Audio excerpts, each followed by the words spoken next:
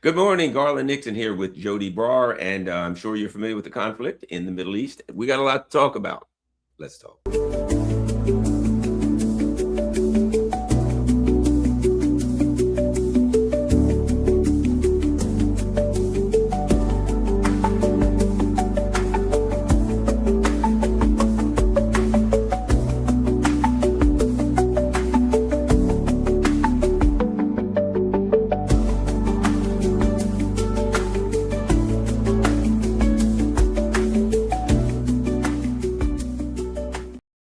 Hello, Garland Nixon here, and we are hanging out with Joti Brar on a Tuesday morning at a time when there's a whole lot going on in the Middle East. The U.S. empire is mired in conflicts from Ukraine to the Middle East, and what seems to be a lot of desperation going on. I think that a lot of this is being driven by desperation, by economic calamity and catastrophe. Joti Brar, one of the things that's interesting, we had a talk a while back, and you said, if there was some kind of a conflict that in the Middle East that seemed inevitable, that you didn't think it would. That I'll put it like this: by the time things ended, whatever that means, that the old Sykes-Picot lines would disappear, and that the borders would be redrawn to something more amenable to the indigenous people of the region. I'm watching yesterday in Bahrain, a country that's 80% Shia, 20% Sunni, and it looked like an apocalyptic dystopian zombie movie. People running in all directions, flames flying everywhere.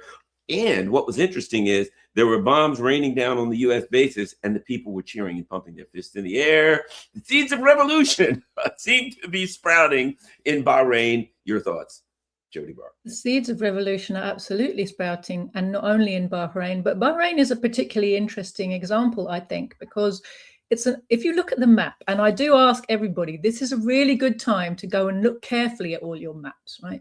And look at the map of the Middle East, look at how the lines that were drawn after World War I were drawn to create these artificial statelets, which my father, Comrade Hapal, used to call them oil wells with flags, right? They were entirely British and French creations, mainly British, and they had monarchies installed there. They had tiny populations, and the function was to divide up the huge oil wealth of the Middle East so that it wasn't all in the hands of one set of people, right?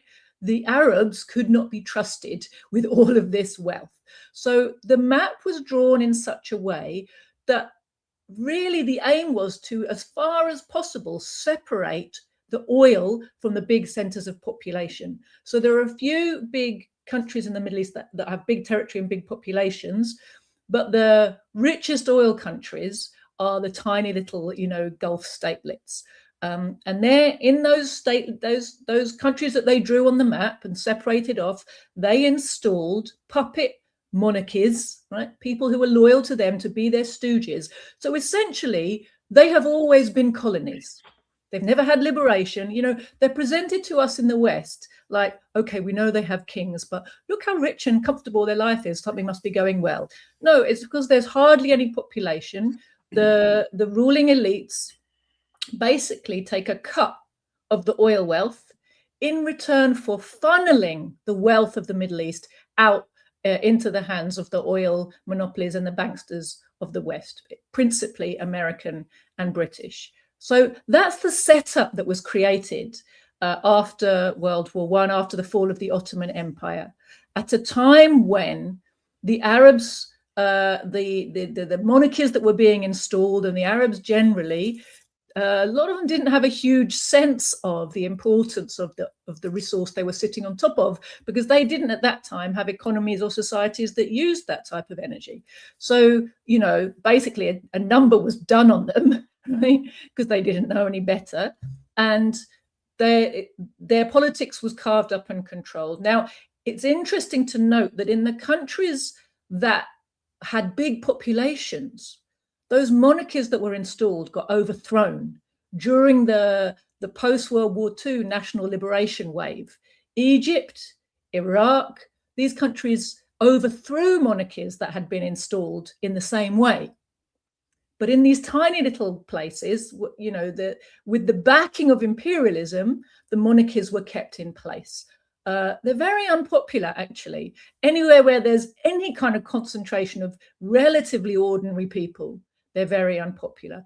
And in recent times, the humiliation that the people of the Middle East feel at the fact that they still don't have their self-determination for their region. They're still unable to use the resources as they wish. They've had Israel, this base for the imperialists, foisted onto them, and Israel constantly bullies them, attacks them, sabotages them, keeps them down, either directly or indirectly. Every country that tries to be sovereign is permeated with Mossad spies. I was in Syria all the way back in 2009 on a convoy to Palestine, and Syria at that time was free and sovereign, but it had a very large kind of police apparatus. And the reason was because, they're on the borders of Israel, they're sovereign, they're anti-Zionist, they're a home of the Israeli, the Palestinian liberation organizations were all based out of Syria those days. And they were therefore absolutely permeated, infiltrated constantly with Mossad spies and saboteurs. So they had to have quite a large state apparatus focused on trying to, find and interrupt the operations of Mossad in their country.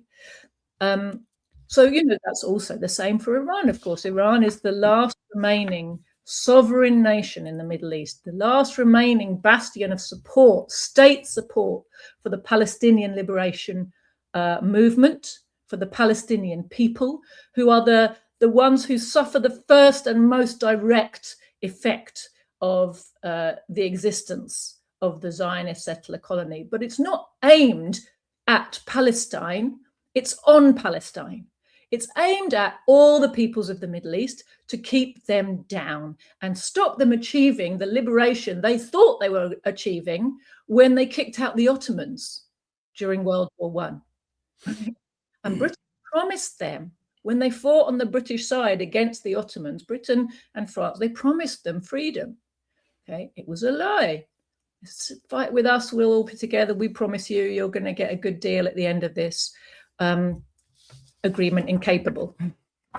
But Iran is in a situation now where it's proved to the world, anyone who pays attention knows, unless you're watching CNN, in which case you don't know anything, and that's, at this point, that's your problem, right? Because you could know better if you made an effort, but for whatever reason you don't make an effort, you're happy to receive the propaganda and live in the comfortable bubble. Well, your comfortable bubble may not be so comfortable for much longer.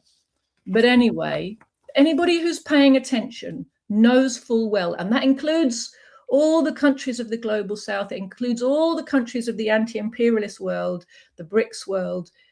It's very, very clear to them, Iran has bent over backwards to find peaceful but dignified solutions to all the problems the USA has had with it. But of course, ultimately, what it's proved to itself, to its own people, to even sections of its own ruling class who really, really just want to come to terms with the West and do business, to its partners and allies around the world, we are not the aggressors.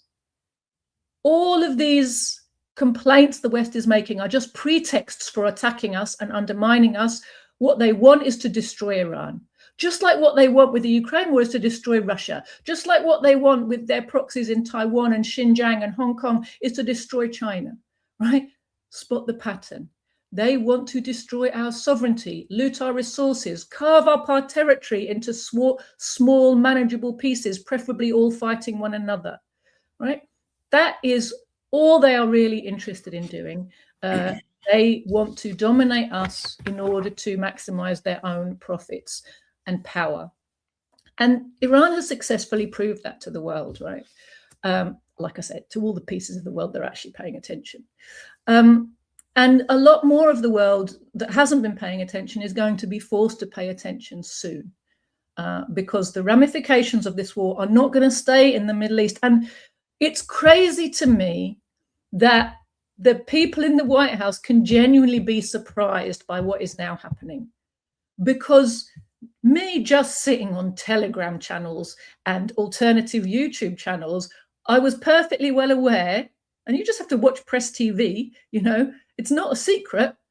I've been well aware ever since June last year that if the Iranians won't start this again, but they are preparing, and they have made it abundantly clear, crystal clear, if the West starts this up again, these are all the things we are going to do, and they will be sorry.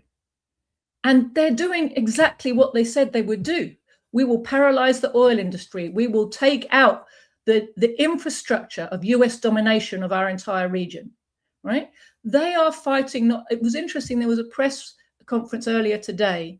An Iranian spokesperson said, we are not just fighting for Iran, we're fighting for humanity. And they're right. I agree with them.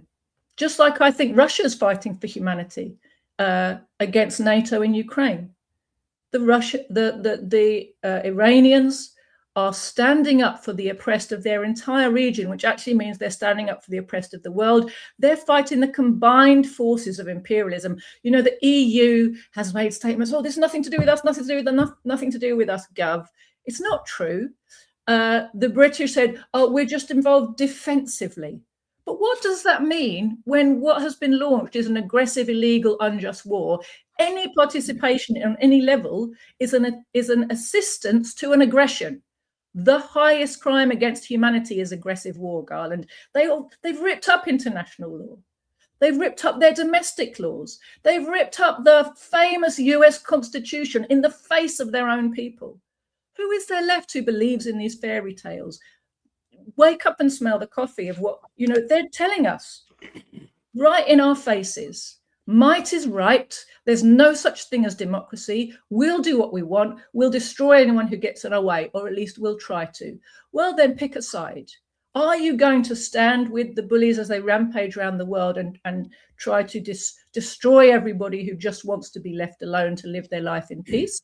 Or are you going to say, these monsters have to be got rid of? Now, again, this weaponization of religion has come back to bite the West. You know, in the mid-20th century, the vast majority of national liberation currents in the Middle East were secular and communist-led. That's not to say that lots of people weren't religious, but the ideology that drove their liberation movements was a secular, tolerant ideology. It wasn't a religious ideology. How did anti-imperialist resistance of the Middle East end up in the mosque? It's because the CIA and MI6 funded leaders of secular movements and other pogromists to massacre and exile the communists of the region, because communism was the thing they were most scared of.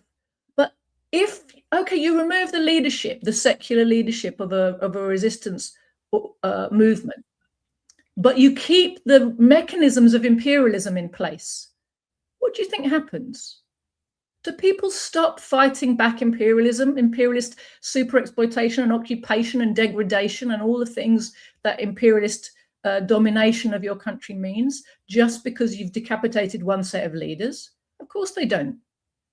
Of course they don't. The resistance at that point moved into the mosque, right? That's why the first Iranian revolution was led by a Democrat, and the second Iranian revolution was led by a cleric. But the content, the fundamental content, was an anti-imperialist national liberation movement. And what's interesting to see about what we kind of gradually learn to understand, those of us who aren't from the Middle East and are not Muslims and are not even religious, you gradually come to understand the role of Shia Islam in the Middle East is very much like the role of liberation theology in Latin America. Again, the peasants were and poor workers of Latin America were given Catholicism, supposed to pacify them. But when you need to liberate yourself, you'll use anything. The slaves in the South of America used the Bible. They found little bits in the Bible to make their songs and to inspire their rebellious movements, right? because the Bible was the only thing they were allowed. So that's what they used to find the mechanisms to justify their rebellion and their fighting back. It was exactly the same thing happened with Catholicism in Latin America. You got this emergence of liberation theology that's very far away from the kind of, you know, pro-imperialist gubbins that comes out of Rome, right? Liberation theology. And you've had this similar movement in the Middle East of Shia Islam becoming the home of this kind of liberation Islam, an anti-imperialist content that looks to the kind of founding figures of their religion for what's the word, example in fighting tyranny and injustice, right? And that's so that you put it in those religious terms, but fundamentally it's a battle against imperialism. And that's clear from the pronouncements of all the leaders of these movements. You know, Hassan Nasrallah, who was martyred last year, right? I lose track of time. That's what happens when you're old. Used to say, we understand that Israel is a tool of the Americans, and this battle ultimately is against the Americans and the British and the Westerners, who all have their bases across the Middle East. And the battle won't be finished until not just Israel is defeated and dismantled as a settler colonial entity, but all of those bases of control.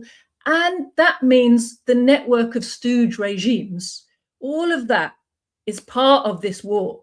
And the war won't be finished. We won't be liberated and free until all of that is dismantled. Well, it's my belief, Garland, that when the Palestinian resistance launched the Al-Aqsa flood operation on the 7th of October 2003, that was the beginning of turning the tide. It was the beginning of a new offensive in the Middle East. And I said at that time, this is a process has begun now that is not going to stop until imperialism's out of the Middle East. You know, the genocide has in Palestine, you know, while it has inflicted huge damage on civilians, on every aspect of civilian life, it has not succeeded in destroying the resistance. The resistance in many ways has grown stronger and is operating better with more support from more of the people. And it's not just the people in Palestine, you know, it's the people all across the region are more and more looking towards the resistance movements, whether they're secular, whether they're Shia or Sunni. If they just want the territory of the Arab lands and the Middle East to be liberated, you know, increasingly they're looking to the resistance. And of course, that means they're looking to Iran also, because Iran is the only state power in the Middle East that has survived through all of this, and not just survived, but strengthened itself. And this war we're seeing right now is a war for which the Iranians have been preparing for a very long time, because they knew ultimately it was going to come down to a showdown. They knew that because Israel is the primary tool of the West for controlling Middle Eastern oil reserves. And if you don't understand the importance of how huge is the Middle Eastern oil wealth, you know, number one, oil still is the number one commodity in the global economy, has been for more than a century, and it still is. You know, the Greens can tell you all kinds of things, but it's a fact, it's an economic fact. If you want to really understand the oil wealth of the Middle East, take one of those charts that shows you the list of top oil producers in the world and merge into one all of the Middle Eastern countries that are on the list. And then look at the list again.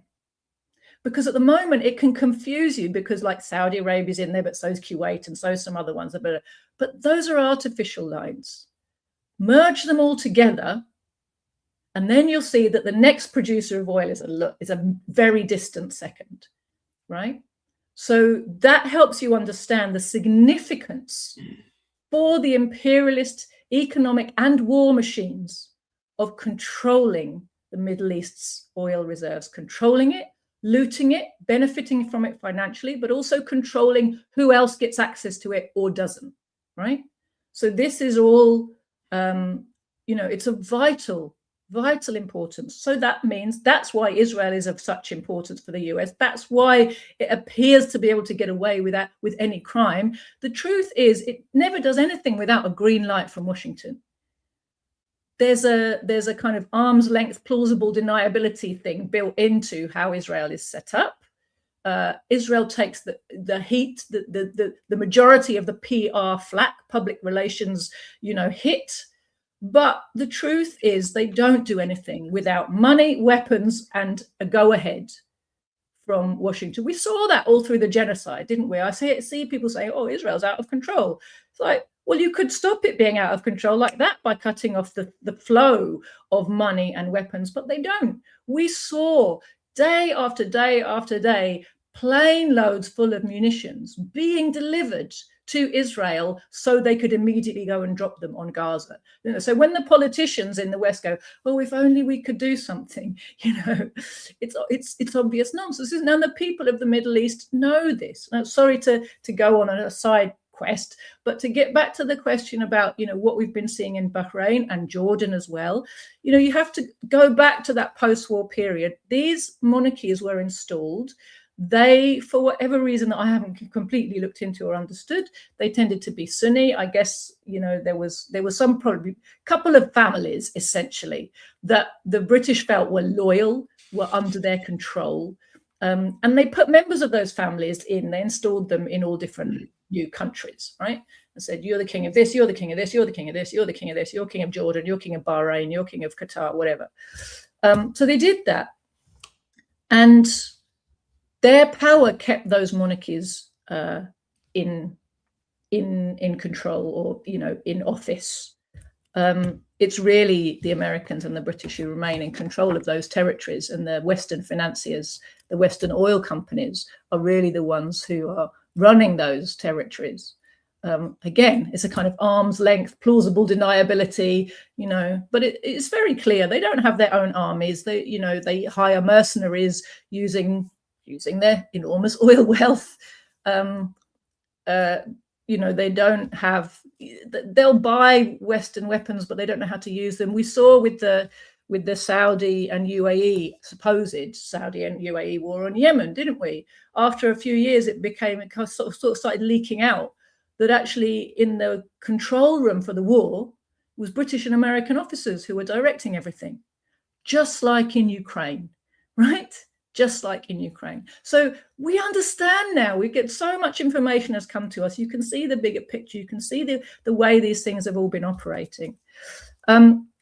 These monarchies are not popular with ordinary people, where there are ordinary people. So Saudi Arabia has long had a problem with the Shia minority in its country. Is quite a big minority. It's not, 30-40% of the population. It's discriminated against because it's the wrong type of Islam in a Sunni dominated and Sunni ruled country. They are oppressed. They're also in the oil-rich part of the country. They've staged risings before over the years that have been successfully put down with, of course, American help, right? Interestingly, 2011, the Bahraini people had an uprising that was one of the genuine bits of the Arab Spring, right? It was a genuine mass uprising against their monarchy, against the role that they play in the whole Middle Eastern proxy setup. And that was put down by the imperialists using Saudi soldiers. And what we've seen again now is Saudis sending troops over the bridge into Bahrain to try to crush the rioting, the uprising, which is really bubbling up in Bahrain. The Bahrainis who are, not totally bought off compradors feel ashamed. They feel ashamed of hosting the US naval fleet. They feel ashamed of being part of the Western setup that allows the terrible crimes against Palestine to continue, that facilitates all of that. They desperately want liberation for their country, their island, and for the whole region. Many of them still hold at heart the old Arab liberation ideology all the way back from the secular days. You know, back in the 50s, there was a very strong consciousness that these borders have been drawn by the imperialists, but we are one people with one language, one culture, one history. The Arabian people need to fight for their liberation all together and reunite their lands. And then there'll be a power in the world as well, Garland. Imagine the Arabian nations all coming back together under an anti-imperialist leadership with all that wealth at their disposal. Look how they would be able to stand up for themselves. Look how they would be able to develop their economy, you know, the standard of living of their people. Instead, they've suffered war after war after war after war, genocide after genocide, for the crime of being born on top of resources the imperialists consider too important for them to be able to have access to. That's the situation they're in. We are seeing in Jordan and Bahrain in particular, I'm absolutely sure it's going to spread, the beginnings of outbursts of anger, which will only get more so. And I just, to finally add on the religious dimension, you know, religion is not my thing, obviously. I don't believe in God. But as I said, the role of Shia Islam and the role of Iran's leaders has been so significant in recent decades because of the decapitation of the secular leadership of the people of the country in their national liberation struggle. So Shia forces have really come to the force. Not only Shia, I mean, there are plenty of, you know, in Palestine, for example, a lot of the resistance forces there are led by Sunni Muslims, like who are religiously kind of motivated or express their liberation struggle in religious terms. So it's not by any means that it's only the Shias fight, but definitely the Shia are in the front and center. You know, they have a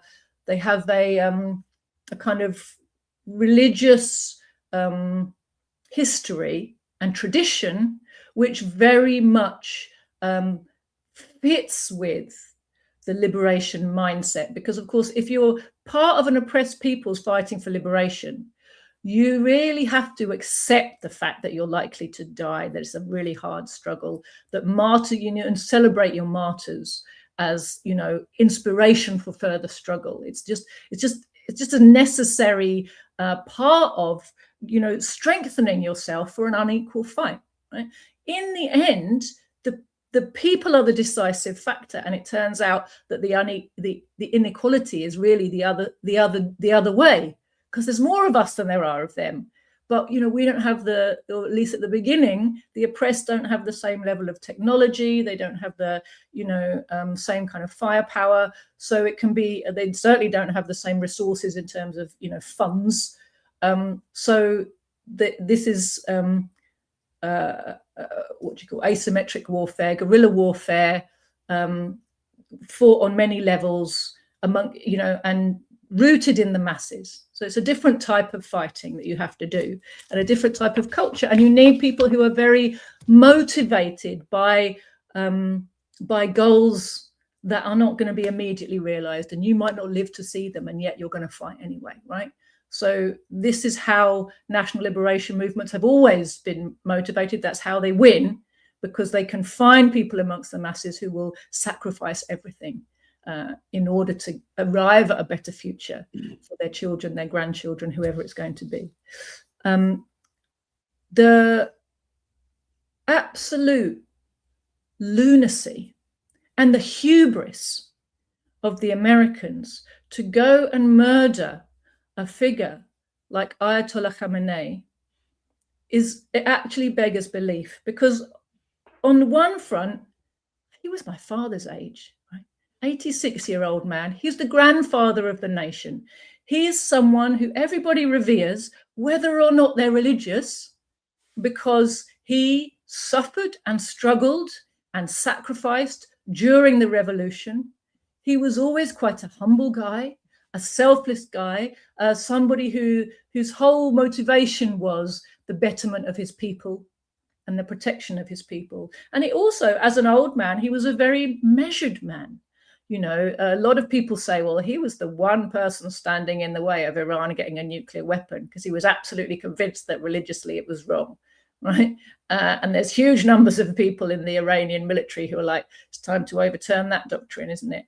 And he was seen as like the major roadblock to that doctrine being changed. Well, now all bets are off on that front, right?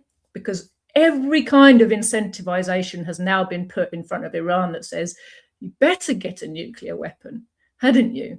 Because otherwise this is going to keep happening to you. So there was that. But, you know, so like I said, he's the grandfather of the nation. You couldn't get a more unifying act for the Iranian people. You know, the imperialists have been working so hard over decades to try to fracture Iranian society and create opposition on all kinds of different levels, some of it religious, some of it secular, some of it to do with, you know, women versus men, some of it to do with regions and tribes and, different ethnic groupings, you know, some of it to do with class. You know, if you're a business person, you'll do better business if you're friendly with the West. A whole load of ways they've been trying to sow division in Iranian society in order that at one point they can blow it up. Well, they've tried twice in the last year to blow up Iranian society using these mechanisms that they laid.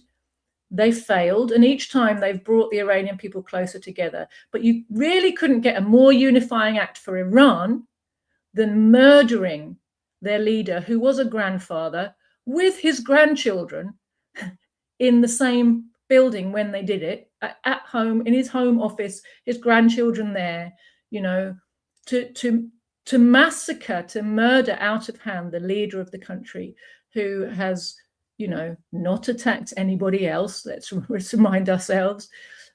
You couldn't be more unifying than that, right? And the response of the Iranian people has shown that. But also there's a wider religious ramification. And again, it's hard for us to relate to who aren't religious people. Because I was thinking, well, it's not even really like killing the Pope, because most of us don't, you know, even a lot of Catholics wouldn't care that much about the Pope. But imagine, you know, go back, I don't know, 100 years when all the Catholics were very religious and really thought the Pope was kind of God's representative on earth. Imagine at that point massacring the Pope. And what do you think that impact would be on a very religious set of Catholics that are spread all across, you know, Europe and, you know, the world? Well, this is one of the cats they've let out of the bag now, one of the genies they've let out of the bottle, that absolutely they have no way of knowing what the ramifications will be. Absolutely no way. But it has particularly, it's added another layer, let me say, to the outrage being felt by Shia populations in the Middle East who are already suffering discrimination and humiliation on two levels. One, because of imperialist occupation and Zionist complicity. Two, because their ruling elites are Sunni Muslims who treat them like second-class citizens. So, you know, there's a lot of layers to their anger. But they have been increasingly looking to the Ayatollah in Iran as their spiritual as well as resistance leader. So the whole act of walking in and, you know, massacring and acting like this is something that, you know, you've been really clever to do it, and now the Iranian people won't be able to resist you anymore. It's like exactly the opposite. They've lit a flame. And I saw a video that the Iranian Revolutionary Guards had produced, I think it was them, and released. And it basically said, you've started this war, but now we're going to decide how it ends. And I think that's true, Garland. You know, a couple other things, two other things I want to address. This is great. It's very important. So we'll do one at a time. I recall Brexit. And all these Brits. Well, if we could only get away from the clutches of the evil EU, everything will turn around. We'll be great. It's the EU that's doing us dirty. Why they're leading us down the road of path of evil and iniquity. We just got to get free from them. And I remember my position was like, you got to be freaking kidding me. You really think your problem is the EU? Okay, you're going to get rid of the EU. Now, I was like, good, get rid of the EU. Go away from the EU. That's a great thing. And my reasoning was, because then you'll learn that the EU ain't your problem. You know what I mean? So you get rid of the EU, you're separate from the EU, you can get back closer to the United States, right? That's all the great, and the US will suck you dry of every penny they can, and you'll use them to do your devious and diabolical deeds around the world. Okay, so the Brits are out of the EU, and ain't nothing changed. Right? It was somebody else over there that was doing us dirty. Why? If given the opportunity, our leaders would do the right thing, right? Okay. In the US, and I feel sorry for people, and I understand Americans, we're occupied. We're being dragged around by the evil Israelis. They're the ones that are in control of everything. Our leaders would probably do the right thing. The implication is, if it wasn't for the evil Israelis, why our leaders would do the right thing. Obviously, they wouldn't do all this terrible stuff if they could just get the Israelis. And I'm like, my position was like this. It's like when you watch a movie and a crime is about to be committed at the beginning of the movie, and you see this guy putting on gloves. Why? So he won't leave his fingerprints at the scene. Israel and Ukraine are nothing but a glove that the criminal puts on so that he won't leave his fingerprints at the scene, so he can say, it wasn't me. You don't have any evidence that I did it. The US, here's what I recall, and then I'll throw this to you. I recall early in the Gaza genocide, and the Israelis blew up a hospital. The first hospital, and they said, oh, there was Hamas was there, whatever, they could care less. And all these Americans went, well, that's terrible. That's horrible. And some people in the Biden administration says, oh yeah, that's unacceptable. And the Israeli government came out and said, time out. Tony Blinken sat in all the meetings and approved all of our firing points. He approved everywhere that we were going to hit. He approved that strike. And the Americans went, oh. And I thought, that's the way it always is. He didn't approve them. He sat there and said, hit here, here, here. Where should they hit? Yeah, okay, I got my generals here. Okay, blah, blah, blah. Israel, go forth and do it. So the Americans said, and it works so well. It's perfect because the American people can say, my government is not doing that. They're being forced by, they're occupied. Instead of the other way around, and that is, they're using our money. They're flying our planes. They're dropping our bombs. Oh, what happened? We've got our generals are directing them where to hit. Everything is us. But somehow they're in control of us. It is absurd, but it's what Americans believe. And it works so well for the imperialists and the warmongers to have somebody else to blame. Even if it all goes down, all they got to do at some point is say, oh, well, darn it with Israel. We won't listen to them anymore. Americans go, hooray, we have our country back. Anyway, Jody. 100%. And, I think the time probably will come, and maybe sooner than people realize, when Israel is jettisoned by the Anglo-American ruling elite, and they will wash their hands and go, oh, all that awful criminality, that wasn't us, and they'll do their best to wash their reputation. And, it's on us if we let them do that. If we let them survive another day. The truth is, if we want to see Zionism dismantled, we should be working overtime to dismantle Anglo-American imperialism, which is the root cause of Zionist atrocities, as it is the root cause of Ukrainian atrocities, as it is the root cause of ISIS atrocities, right? As it is the root cause of gun running, as it is the root cause of people trafficking, right? All these real horrors that we see in the world. The drug cartels. Drug cartels. They're armed by, literally all of them have American arms. How about this? All of the Haitian gangs, but they're running around with $1,500 American weapons. How does an impoverished gang that doesn't even have food get their hands on $1,500 machine guns from the United States? All of them. Yeah, absolutely. So, we have to learn our lessons, Garland, don't we? We have to start looking at the root cause of these problems rather than the symptoms over here, because fundamentally, when you fight symptoms, you never ever get to a cure for a disease. You have to fight the root cause, the motivating factor at the bottom of all of it. And there's plenty of evidence. There's plenty of information out there to help you understand it. I always say to people, study Marxism. You'll be a lot less baffled by what you see in the world, a lot less confused by the surface noise, and much more able to see the movements underneath that really are dictating what's going on here. But you're right, there's a whole narrative control mechanism. And you've talked about this before, Garland, and I think you're right. There's a preparation going on of a narrative stream that says it was all, not even just Zionists, it was all the Jews. Yes, it's coming.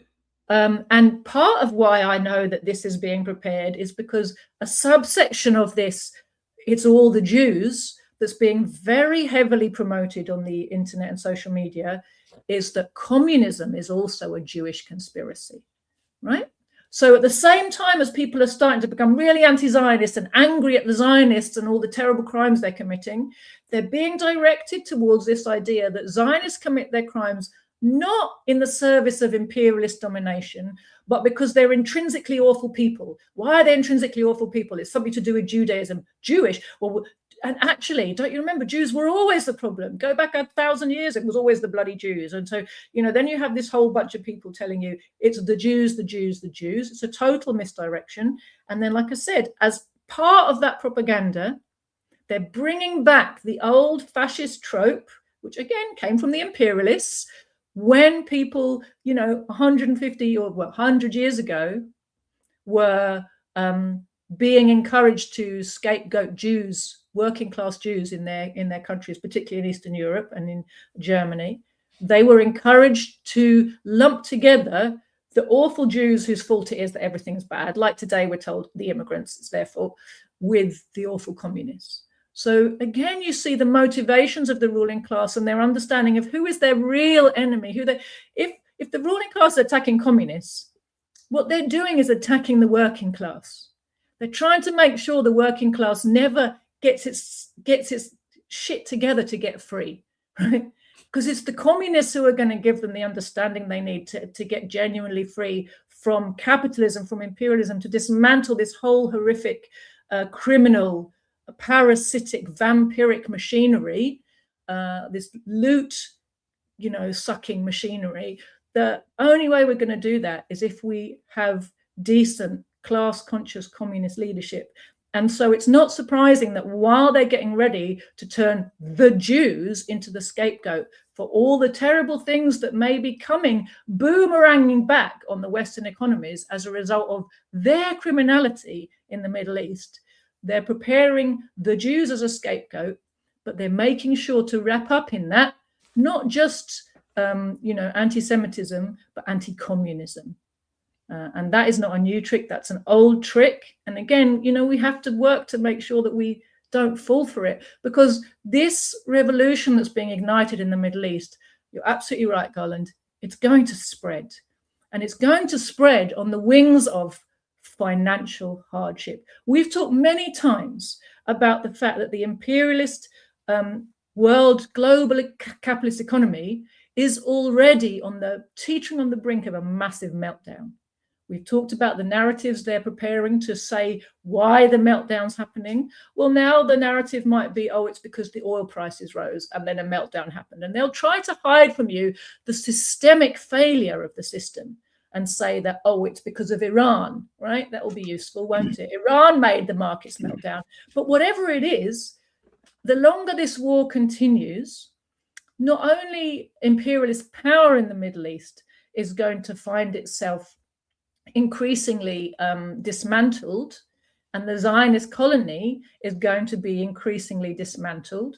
But as the oil price goes up, as markets, the movement of goods is interfered with, which it is being already and will continue to be for as long as the war is ongoing, then the economies of the Western European countries, where workers have got used to looking the other way when wars are being fought because it doesn't seem to touch them. And so they can buy the stupid story that says it's nothing to do with you, it's foreign affairs, it's something to do with the troubles of other stupid people who don't know how to run their affairs, right?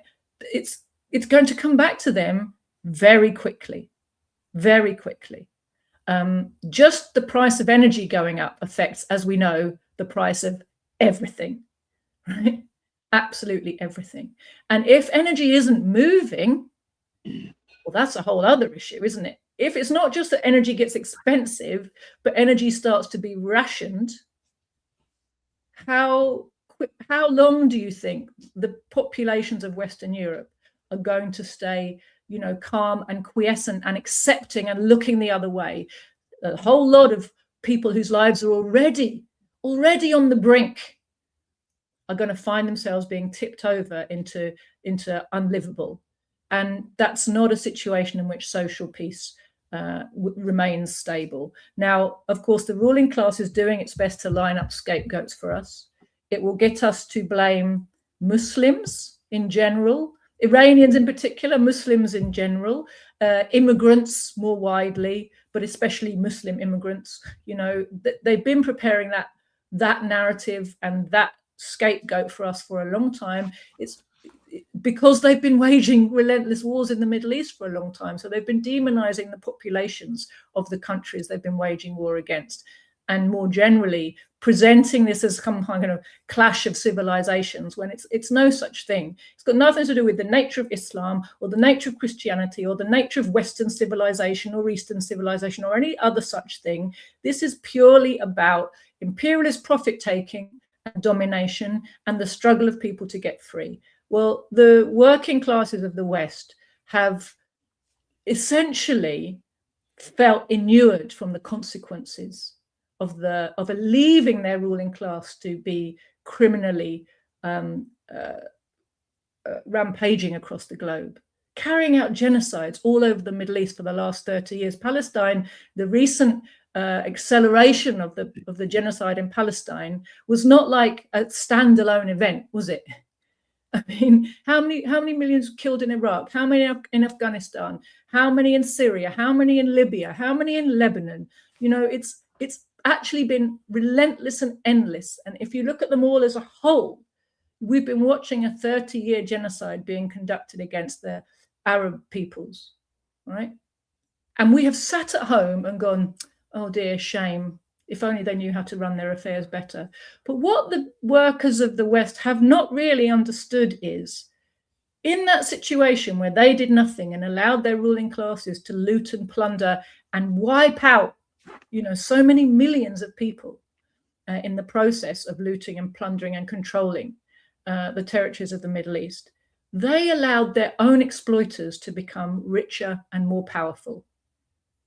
That is at the root of our exploiters' ability to pass fascistic laws with no pushback.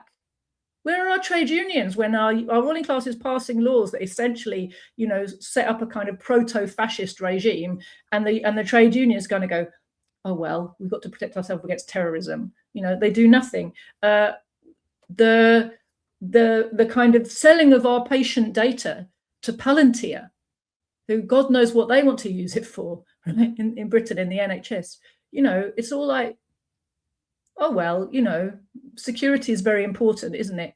You know, get this, Garland, I have to tell you this. Just a week or two ago, the leader of one of Britain's biggest unions, Unite, the lady called Sharon Graham, who pretends not to be aligned to any political party or movement. I think she's basically a Trotskyite of some type. She claimed not to be a Labourite. She claimed that she was going to hold Labour's feet to the fire, and she wasn't going to just automatically let Unite keep paying its dues to the Labour Party, because, you know, Labour Party is still propped up by big subsidies from the trade unions in Britain, right? So they still have this very close bond, which basically means the trade unions end up always following what the Labour Party wants them to do. And the Labour Party is, as we know, controlled by the government. You know, the government's controlled by the ruling class. So essentially, the trade union bureaucracies are completely controlled by the imperialist ruling class in our country. Anyway, this lady, when she was being elected as leader of Unite, claimed to be independent, claimed to be all about the members. We've been having all these wars, haven't we? No mobilization of Unite members, many of whom are dockers, among other things, against the war machine, against the genocide. Nothing. Just a week or two ago, they managed to mobilize some of their members. Guess what they mobilized them for? They had about 1,000 people out on the streets, which for the trade unions these days is quite a lot because they're so useless. Okay, but these were a specific group of members. They are people employed in the arms industry. And do you know what they were protesting? Keir Starmer promised he was going to spend more on arms production. Why isn't he fulfilling his promise?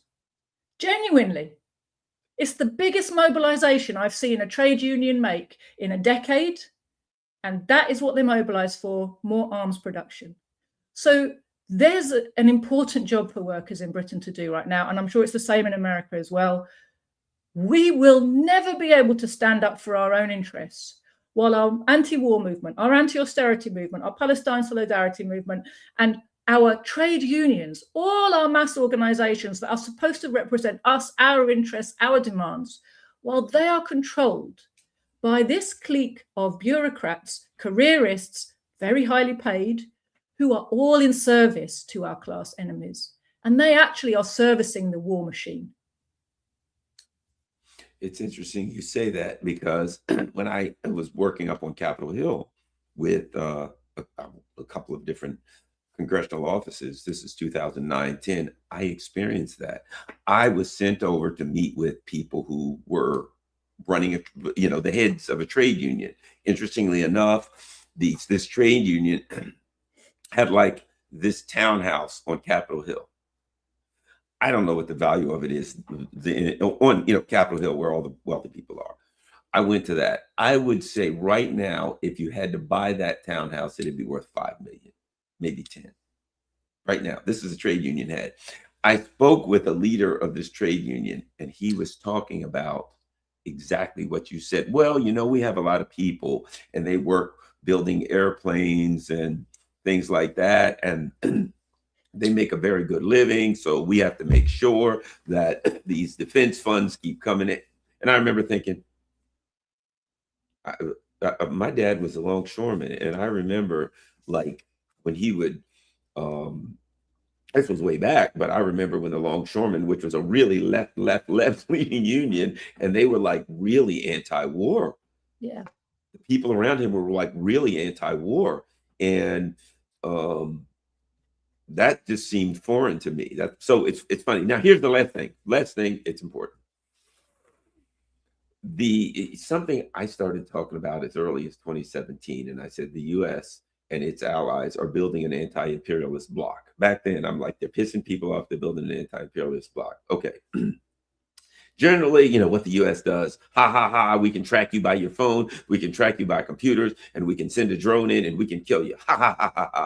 And we'll do that to people all over the place. Well, I watched a video of a drone coming in and hitting a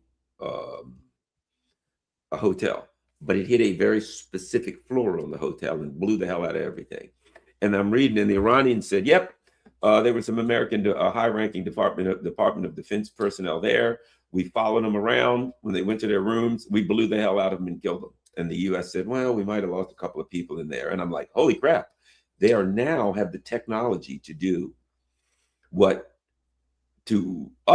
we've been doing to everyone. And I think that's one of the things that's shocking the US. They're used to like flying over a bunch of people that had flip-flops on and AK-47s at the most, lightly armed, didn't have the technology to do to them. The Iranians are starting to take out these Amazon server farms, these gigantic things that cost tens of billions of dollars that they use to run the whole war with.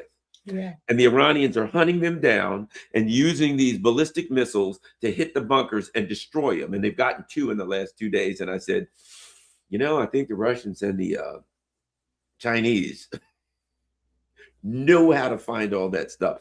And now, and this is something I'm not happy about. I just have to report it. I'm not thrilled about this by any stretch of it. I have to report it. So apparently there was a gathering of, according to the Iranians, 160 Marines in the UAE, and they attack them with drones like the Russians do when a bunch of Ukrainians come together and they attack them with drones, and there's a mass casualty event. And I thought, they're following their phones, they're following their computers, they're finding out when they all come together, they're attacking them. And now what the imperialists did to the poor people here and there and these is happening to them. And I thought, this is the technology of an anti-imperialist bloc working together. And now the imperialists are like, they're looking around, they're on their back foot like, we didn't see this coming. We didn't think they could do to us. Oh, and they're telling Americans, hide, shelter in place. I just sent I sent something that saw a letter that went out to all the troops, and it was like, watch your phones, turn your phones off. They're starting to realize that the shoe's on the other foot. But I think, just guessing, Russia and China, who knows else, is helping the Iranians with technology, and now they're facing an anti-imperialist bloc because they went after Russia and China. Why the hell wouldn't they? Anyway, your thoughts?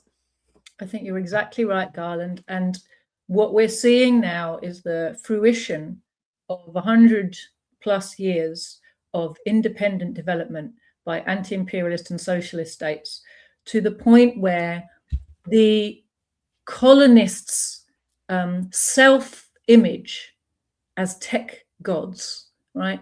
The tech god self-image did not begin with old Peter Thiel and all these lunatics. They continue it, but it's the tradition goes all the way back to the conquistadors and, you know, all of the imperialists who turned up on the shores of countries where the technological disparity was so big, they felt themselves to be like gods. They could wipe out, you know, whole populations with a couple of their own people plus a big machine gun, right? Because the technological disparity was so big. And so they almost seemed like gods. They were almost, there was almost a kind of initial kind of sense by the local people that these are some kind of super beings, that they have this technology, and where does it come from? But of course, technology, as human history across hundreds of thousands of years shows, technology spreads. Technology doesn't belong to a particular person or a particular society. It's the collective product of humankind, and it's the collective property of humankind. Now, the imperialists, because of their views on private property, they believe they can own and monopolize technologies. But the reality is they can't. And actually, if you look now at the anti-imperialist bloc, in many ways, they are overtaking technologically. They are overtaking because they've had different priorities. So, for example, in the West, they see AI technology as something to monopolize and milk and make money out of, but they've been particularly focused on, you know, creating these kind of large language model chatbot type applications of AI. In China, they've been much more focused on how can we implement, you know, little smaller, less powerful AI tools to make our production better and more efficient and more productive. And so their production is getting further and further ahead of anything the West gifted. They imagine they gifted it to them, but, you know, there was transfer of technology during a process of the early days of reform and opening up in China. You know, the Chinese said, okay, you can come and use our cheap workforce, and that will allow you to make hyper profits, right? But the deal is, when you set up your factory, you give us the blueprint and you hand over the technology to us. Now, the West thought that it's all right because in the process of us bringing the market and all of our stuff to China, we'll erode their socialism. Socialism will fall. And that was their calculus, right? Didn't work out. They made a shed load of money exploiting cheap Chinese labor. But the Chinese didn't just say, okay, we'll carry on being your labor force. They have simultaneously been training mathematicians and scientists and technologists and engineers. And during the same period, the educational development and productive capacity of the Western countries that shifted their production to China has been going down and down and down and down. Now, the process of exporting production, because you make more profit doing it that way, has been ongoing in the West for more than 100 years, far longer than the moving things specifically to China has been going on for. They were moving it other places before that, right? They took the opportunity to go to China because the Chinese workforce was very cheap. And they also thought that it would be a mechanism for destroying Chinese socialism to do that.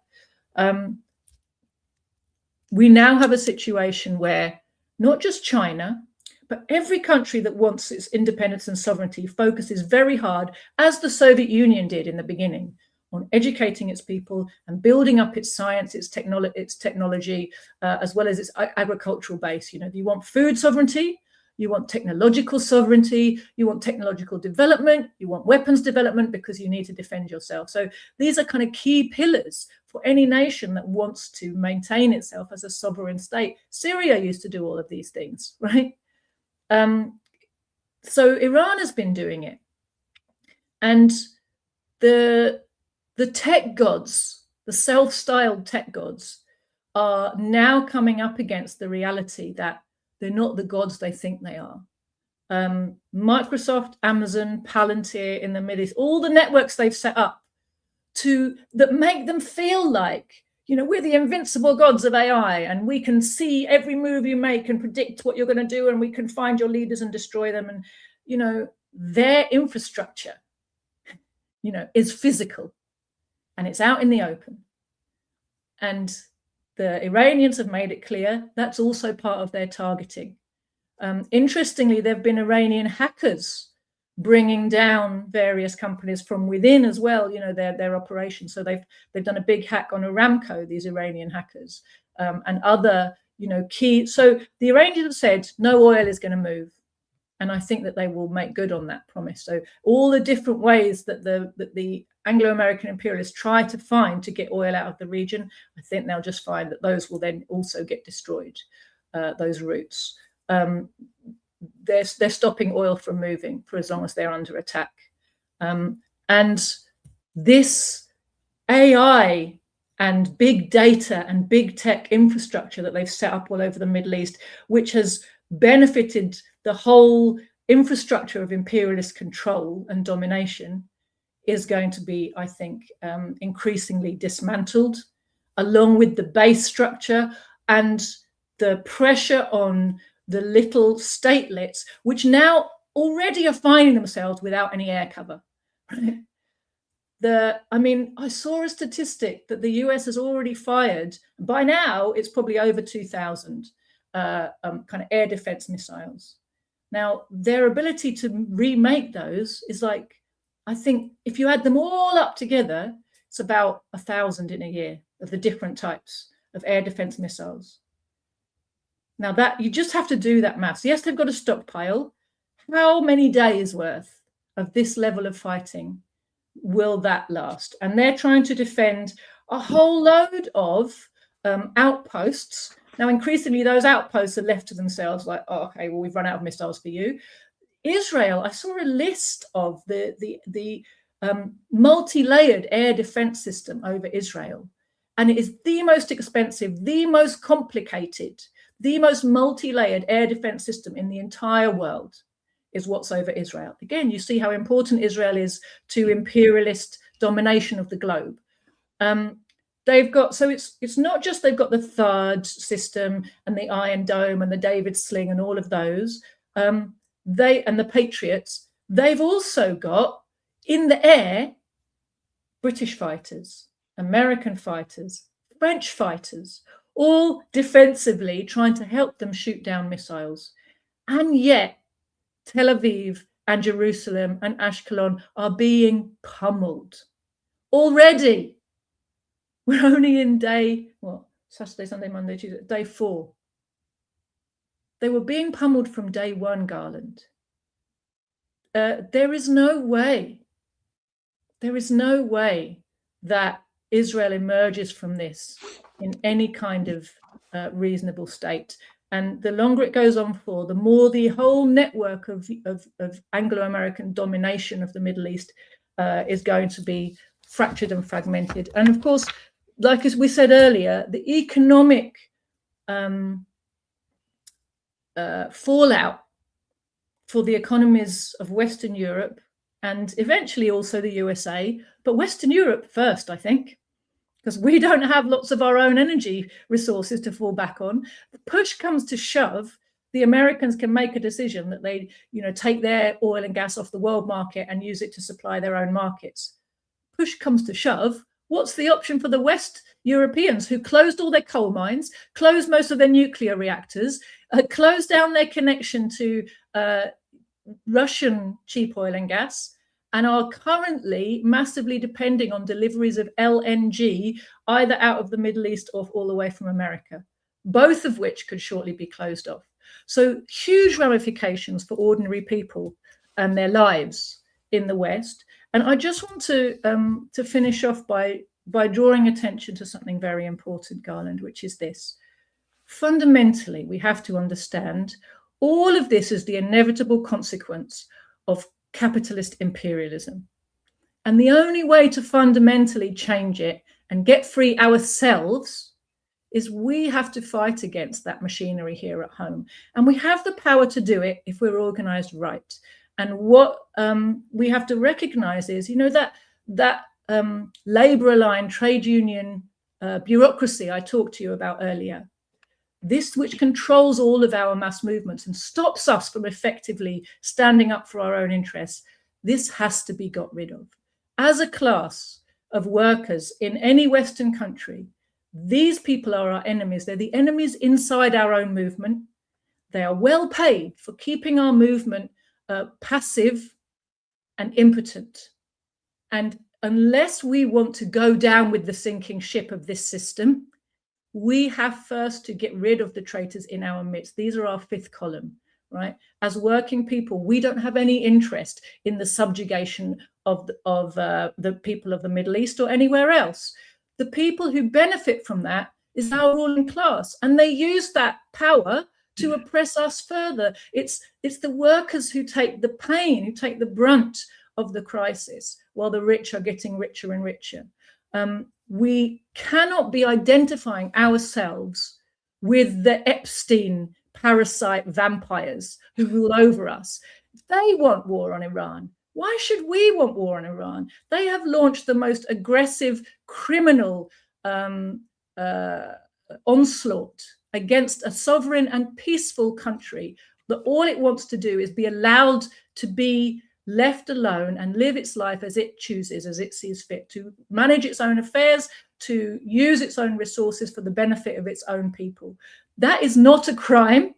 That is the right of every country, according to international law, which if that means anything to you, then you should understand that it's your ruling class that's breaking every rule of your own country, every law of your own country, and every international high law by launching this. And would you mind, Garland, quickly bringing up my party website? I just want to show you something. It's thecommunists.org. Just want to show people a couple of pages on our website. All righty, let's go here, here, here, and... Brilliant. So if you go to, on the top menu, you can see where it says action. And if you put, yeah, that's it. So if you go down, you can see there's, on that menu, there's a page that says no cooperation and another one that says transform our trade unions. And why I wanted to draw attention to those is each one of those pages is full of resources to help you understand what it is we have to do to build a machinery of non-cooperation with the war machine, to stand up for the rights of workers and stop this insane drive into World War III. And equally, if you click on the Transform Our Trade Unions tab at the top there, Garland, can you see it? Yeah, that's it. These are the demands we have to take into our trade unions if we actually want them to work for us instead of working against us, which they are doing at the moment. And to be honest with you, until we have done this, until we have transformed our mass movements and reclaimed the mass organizations of the working class for the working class to act in the interests of the working class, we're not going to be able to achieve anything. You know, yesterday evening in Bristol, the city where I live, or maybe it was Monday evening. Anyway, yesterday or the day before, Monday probably, there was yesterday was Monday. I don't know. I'm turning into a granny. Last night in Bristol, there was a small anti-war gathering. Now, let's remember, in the run-up to the Iraq War, 2 million British people took to the streets of London. Now, okay, in one way, it was a reflection of a very different time because those people really believed if enough of them came onto the streets, the government would have to listen to them. Well, the process of that movement and then the 20 years since then proved to those people, they became cynical because they know that it doesn't matter how big your protest movement is, the government doesn't listen to it. So they stopped believing in their own democracy. And in a way, that's a step forward because their own democracy was always a sham, and now they recognize it's a sham. But there's also something highly shocking about the fact that the people who claim to have organized that meeting, in fact, it was bourgeois newspapers that really organized that huge demonstration and that big mass movement. And it took years to demobilize all those people. It was a big national movement with branches everywhere in the country. It was really big, Stop the War movement those days. Those same leaders are still in place in the anti-war movement. How much mobilizing do you think they've even tried to do to stop the war? So we've had this big build-up in the Gulf, haven't we, for the last 2 months, and all this saber rattling and threatening war against Iran. And yet the people who lead the anti-war movement, the main things they've been saying is against Iran. Solidarity with the ladies of Iran who want to throw off the unjust Mullah regime, etc., etc. They've repeated every kind of imperialist crap. They have mobilized nobody against the war. And then last night in Bristol, which is, a big city with a big anti-war kind of sentiment, there was a little gathering sponsored by Stop the War, after the fact, of like 60 or 70 people. And half the speakers there were still repeating anti-Iranian propaganda. This is why we no longer have a meaningful anti-war movement in our country. Nobody knows what the role of an anti-war movement really is. Nobody knows what the real demands ought to be. And the leadership we have spends its whole time repeating lies against the targets of imperialism, reinforcing imperialist pro-war propaganda. It's shameful and disgusting, but it's also a shame on us that we allow that to continue, Garland. One last thing before we go, as an example, they had this thing called the No Kings movement, and we talked about it, where they literally had a sign that said "No kings, no thrones," or something like that, right? And that's absolutely nothing. And part of the sign said "Hands off NATO." Hands off NATO. Okay, so the group that did it, Indivisible, right? So now they're feigning. Now look at this. They're faking this anti-war thing. Look, but here's what they say: indivisible to Trump's attack on Iran. Here's their complaint: the Constitution is clear. The power to declare war belongs to Congress. They don't say it's wrong. You shouldn't do it. It's immoral. They just say, well, he should have went through. It's like he didn't go through the administrative things necessary. The Constitution is clear. The power to declare war. That's what they have. And they say, launching military strikes without congressional authorization or evidence of an imminent threat is not strength. It's an abuse of power. And that's the Iranian people are already suffering. Read that. Look. Yeah. Oh, yes. Of course. The Iranian people are under a repressive regime that jails and murders dissidents. Yeah. The main bulk of that statement, if you look at how much of it there is repeating anti-Iranian propaganda, isn't it? Yep. So what kind of anti-war movement is that? Yep. Garland, we in my party, we for every one of these wars which are launched aggressively, unjustly, without any reason, highest crimes against humanity, we have the same slogans that my parents were using at the time of the Vietnam War. And one of them is no cooperation with the war machine. If we really want to stop the war, we have to build a movement that refuses to cooperate. And then the imperialists can't fight the war, actually. We have that power. We have to learn to use it. And we have to demand that we have unions that will help us use it. The other one is victory to the resistance. They're in the right. Those people who are fighting back, they have the right to fight back. They have history and justice on their side. You can't say you're anti-war and then be like, oh, but, it's not right for them to fight back. It's violent. I don't like violence. No, they've been attacked. They're right to resist and stand up. They have all justice on their side. It's right that they should win. Victory to the resistance, victory to Russia, victory to Iran, victory to China whenever they get attacked, victory to the DPRK, right?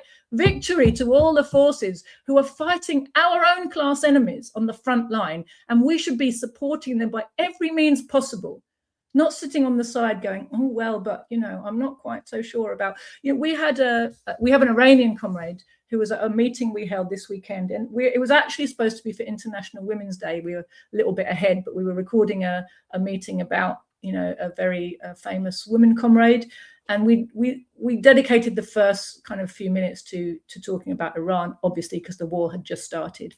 And our Iranian comrade stood up and said, look, all this stuff about the hijab in Iran misses a fundamental point, that this was Iranian national traditional dress going back thousands of years. It wasn't even brought in by the Muslims, right, in Iran. This is what women have been dressing like since, you know, and she was, I mean, you know, she was cross, and she was saying, look, we had an ancient civilization with city planning when you guys were living in bloody trees, right? The idea you come along and tell us, you know, oh, you know, you're oppressed because you're wearing your national dress that you've been wearing for thousands of years, you know, it's insulting and it's patronizing. And, you know, the truth is, you know, I was talking to an Iranian secular kind of pro-government, but not religious guy. And he was saying to me, well, you know, I don't like this, you know, the religious things and everything. I don't want my daughter to grow up always wearing the whatever they call the, not just hijab, is it? They've got a specific name for what they wear in Iran, which name I've forgotten. But anyway, I don't want my daughter to have to wear that because I'm secular and blah, blah, I'm progressive.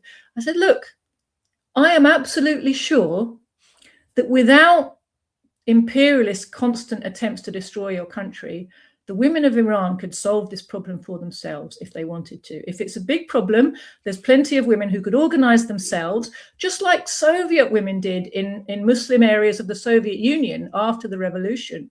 There were kind of mass unveilings and a big mass women's movement to say, we don't want to be forced to wear the veil. We don't want to be forced into this kind of marriage because of ancient customs and religions. And, you know, we want to have a more modern life.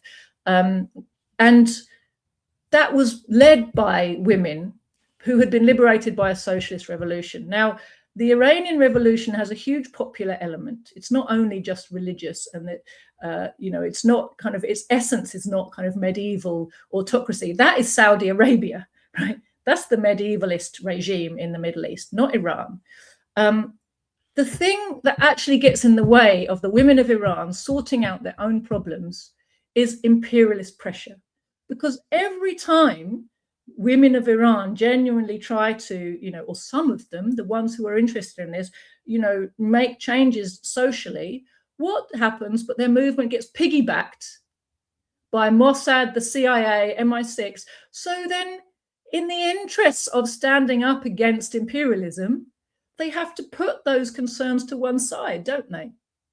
So if you really want to help the Iranian women free themselves from the oppression of the veil, which, let me tell you, in a world where, you know, the lot for most women is, you know, sexual slavery of one kind or another, as soon as they, what do we think is the Epstein types have in their mind for the women of Iran if they manage to bring down the independent government of Iran, the sovereign anti-imperialist government of Iran? Do we think that the women there are going to be suddenly having a lovely life? Of course they're not.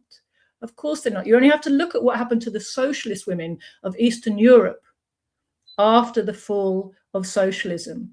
You know, Karl Marx talked about how Africa was a warren for the hunting of black skins by the capitalists during the slave times. Well, Eastern Europe became a warren for the hunting of children and young women as sex slaves and organ harvesting gangs. You know, this is the reality of capitalism.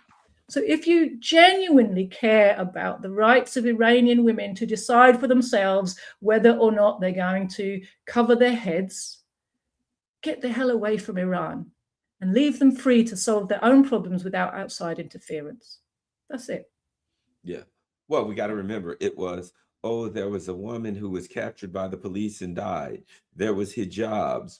There was protesters' freedom. There were ballistic missiles. there was nuclear. You know, every other week is something else. So, I Different. mean, the idea that it's one of them is, I mean, you got to be either pretty naive or complicit to go along with that. Joti Brar, thank you very much. Everybody saw her website, so feel free to go there at your leisure and check out all of the things that they have. Joti, where can they follow you online? Thank you, guys. So I have a Telegram channel, Joti Brar, and my party has one, The Communists. Those are the best places to follow us. You saw our website, sign up to our emails there. If you're in Britain, get in touch with us, get involved, get trained, start to study Marxism, become part of the solution as opposed to the problem. We need more Marxist soldiers in our ranks. And our YouTube channel is Proletarian TV. It's full of fantastic materials there. Thanks, everyone. And thanks to all of my Patreon and Buy Me a Coffee and all those people who help support the channel and keep it online. Share this on all your social media platforms. We're out.